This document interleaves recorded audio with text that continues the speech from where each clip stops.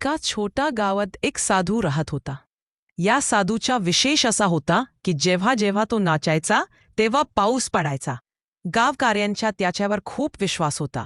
गावकऱ्यांना पाऊस हवा असला की ते साधूकडे जाऊन त्याला नाचायला सांगायचे. साधू नाचला की लगेच पाऊस पडायचा आणि सगळे आनंदी व्हायचे. एके दिवशी त्या गावात 4 तरुण आले. गावकऱ्यांनी उत्साहाने साधूच्या चमत्काराबद्दल त्यांना सांगितले, पण त्या तरुणांना हे ऐकून विश्वासच बसला नाही. ते गावकऱ्यांसोबत साधूकडे गेले आणि म्हणाले, आज आम्ही नाचतो. जर तुम्ही नाचालत आणि पाऊस तरतो तर आमच्या नाचण्यानेही पाऊस पडेल. तेव्हा एकामागून एक 4 मूल नाचू लागले.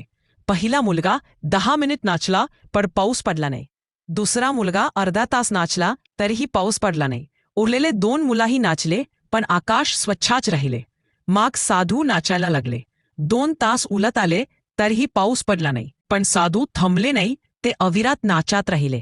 संध्याकाळ होत आली. आकस्मिक आकाशात काले ढग जमू लागले. गडगडत झाला आणि थोड्याच वेळात मुसळधार पाऊस सुरू झाला. गावकरी आनंदाने नाचू लागले. तरुण अवाक होऊन हा चमत्कार पाहत राहिले. त्यांनी साधूला विचारले, हे कसे शक्य झाले? तेव्हा साधू शांतपणे म्हणाले, या चमत्कारामागे 2 गोष्टी आहेत. पहिली म्हणजे गावकऱ्यांचा माझ्यावर असलेला अढळ विश्वास आणि माझ्या देवावर.